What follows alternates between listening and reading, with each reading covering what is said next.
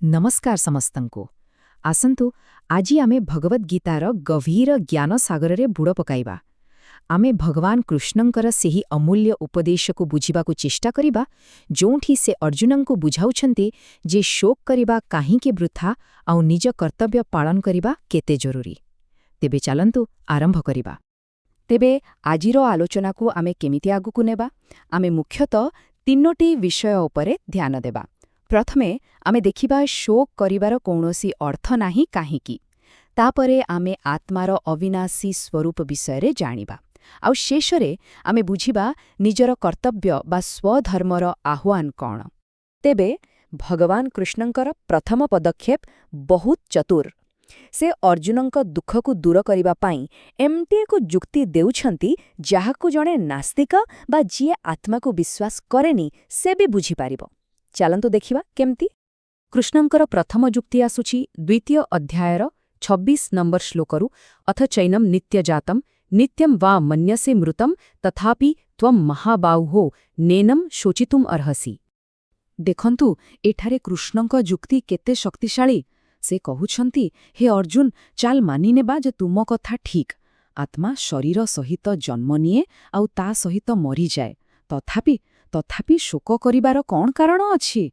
एहा ठीक सेमिति जेमिति जीवन जदि केवल किछि रासायनिक पदार्थर समाहार तेबे तार क्षति पाई कौन केही निजर गुरुत्वपूर्ण कर्तव्य छाड़ी दिए केबे नुहे। ठीक अछि, तेबे भौतिकवादी दृष्टिकोणको संबोधित कला परे एबे भगवान कृष्ण गीतार मूल शिक्षा आड़कु आसुछंती आत्मार प्रकृत अविनाशी एवं शाश्वत स्वरूप विषयरे। आउ आत्मार एही अविनाशी स्वरूपकु बुझाइबा पाई कृष्ण द्वितीय अध्यायर 27 नंबर श्लोकरे कहुछंती जातस्य हि ध्रुवो मृत्युर्ध्रुवं जन्म मृतस्य च तस्मात् अपरिहार्यर्थे न त्वं शोचितुमर्हसि। यह एक सरल एवं अपरिहार्य चक्र नुहे कि जे जन्म नेछि तार मृत्यु निश्चित आउ जे मरिछि तार पुनर्जन्म भी निश्चित। जेतेबेले एही प्रक्रिया को एडाइबा असंभव तेबे एहा उपरे दुख करिबार बा कौन अछि जेतेबेले आम सामनारे आम कर्तव्य रहिछि।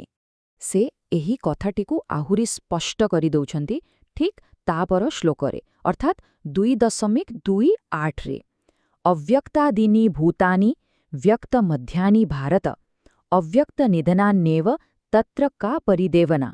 तेणु मूल कथा हेला सबु जीव केवल किछि समय पाई मझिरे ही देखा जांती। सेमाने जन्म पूर्वरु अदृश्य थिले और मृत्यु परे पुणी अदृश्य होई जिबे। एहा ठीक पोशाक बदलाइबा भली आमे कोन पुराण पोशाक पाई दुख करू ना, शरीर भी ठीक सही परी। तेणु पुणी थरे शोक करिवार कौनसी कारण नाही। किंतु जानंती आत्मा को बुझिबा सेते सहज नुहे। आउ श्लोक 2.29 आमुको कहुछि काहींकी आश्चर्यवत् पश्यति कश्चिदेनम् आश्चर्यवद् वदति तथैव चान्यः आश्चर्यवच्चैनमन्यः शृणोति श्रुत्वाप्येनं वेद न चैव कश्चित्। एहा प्रकृतरे दर्शाउछि जे आत्मार स्वरूप केते गभीर एवं सूक्ष्म। जो मन सबुबेले भौतिक सुख पछरे लागिछि ता पाई आत्मार एही आश्चर्यजनक स्वरूपको बुझिबा बहुत कष्टकर। एहा एमिति किछि नुहे जाहाको केही सहजरे बुझिजिब। आउ एबे कृष्ण एही पूरा विभागर सारांश देउछन्ती श्लोक 2.30 रे देहि नित्यम अबध्योयम देहे सर्वस्य भारत तस्मात् सर्वाणि भूतानि न त्वं शोचितुमर्हसि। एहा हेउछि आत्मार अमरत्व उपरे कृष्णंकर चूड़ांत वाक्य। से पूरा स्पष्ट करि देउछन्ती शरीर भितरे थिबा आत्माकु केबे भी मारी हेबो नाही। तेणु कौनसी जीव पाई शोक करिबा संपूर्ण अनावश्यक। आउ एही दृढ़ भित्तिभूमि उपरे से एबे निजर परवर्ती महान जुक्ति गढ़िबाकु जाउछन्ती जाहा हेउछि कर्तव्यर महत्व।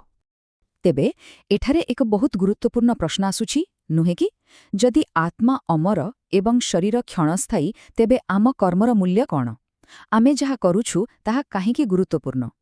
एही प्रश्नटी ही एक सेतु परी काम करुछि जहा आमको आत्मार दार्शनिक आलोचनारू आमर निजस्व कर्तव्य आम स्वधर्मर व्यावहारिक प्रयोग आड़कु नहीं जाउछि। ठीक अछि, आसंतु एबे देखिबा कृष्णंक जुक्तिर द्वितीय स्तंभ आउ एहा हेउछि कर्तव्यर आह्वान। विशेष करी अर्जुनंक परि जणे योद्धांक पाई एही आह्वानकु अणुदेखा करिबा संपूर्ण असंभव थिला। କର୍ତ୍ତବ୍ୟର ଏହି ଆହ୍ୱାନକୁ ଦ୍ୱିତୀୟ ଅଧ୍ୟାୟର 31 ନମ୍ବର ଶ୍ଲୋକରେ ବହୁତ ଶକ୍ତିଶାଳୀ ଭାବରେ କୁହାଯାଇଛି। ସ୍ୱଧର୍ମମପି ଚାବେକ୍ଷ୍ୟ ନ ବିକମ୍ପିତୁମର୍ହସି ଧର୍ମ୍ୟାଦ୍ରଧିଯୁଦ୍ଧା ଶ୍ରୟୋନ୍ୟତ୍ କ୍ଷତ୍ରିୟସ୍ୟ ନ ବିଦ୍ୟତେ। ତେବେ ଜଣେ କ୍ଷତ୍ରିୟର ସ୍ୱତନ୍ତ୍ର କର୍ତ୍ତବ୍ୟ କ'ଣ? ଏହା ସରଳ, ଅନ୍ୟମାନଙ୍କୁ ରକ୍ଷା କରିବା, ବାସ୍ ଏତିକି। ଆଉ ସେଥିପାଇଁ ଏକ ଧାର୍ମିକ ଯୁଦ୍ଧରେ ଲଢ଼ିବା ହିଁ ତାଙ୍କ ପାଇଁ ସର୍ବୋଚ୍ଚ କର୍ତ୍ତବ୍ୟ। ତେଣୁ ଅର୍ଜୁନଙ୍କ ପାଇଁ ଏଥିରେ ଟିକେ ବି ଦ୍ୱିଧା ରହିବା ଉଚିତ ନୁହେଁ। ତାପରେ କୃଷ୍ଣ ଏହି ଯୁଦ୍ଧକୁ ଏକ ସମସ୍ୟା ନୁହେଁ ବରଂ ଏକ ସୁବର୍ଣ୍ଣ ସୁଯୋଗ ଭାବରେ ଦେଖାଉଛନ୍ତି। ଏହାକୁ ଶୁଣନ୍ତୁ ଶ୍ଲୋକ 2.32ରେ ୟଦୃଚ୍ଛୟା ଚୌପପନ୍ନମ୍ ସ୍ୱର୍ଗଦ୍ୱାରମପାବୃତମ୍ ସୁଖିନଃ କ୍ଷତ୍ରିୟାଃ ପାର୍ଥ ଲଭନ୍ତେ ଯୁଦ୍ଧମୀଦୃଶମ୍। ଦେଖିଲେ ତ କୃଷ୍ଣ କ'ଣ କରୁଛନ୍ତି? ସେ ଦେଖାଉଛନ୍ତି ଯେ ଏହି ଯୁଦ୍ଧ ଏକ ଦୁଃଖଦ ଘଟଣା ନୁହେଁ, ଏହା ଏକ ଗୌରବମୟ ସୁଯୋଗ। ଏହା ଅର୍ଜୁନଙ୍କ ପାଇଁ ନିଜର ଉଦ୍ଦେଶ୍ୟ ପୂରଣ କରିବା ଏବଂ ଏକ ଉଚ୍ଚତର ଲୋକକୁ ଯିବାର ରାସ୍ତା। ଏହା ତାଙ୍କ ପାଇଁ ଖୋଲାଯାଇଥିବା ସ୍ୱର୍ଗର ଦ୍ୱାର ସଦୃଶ।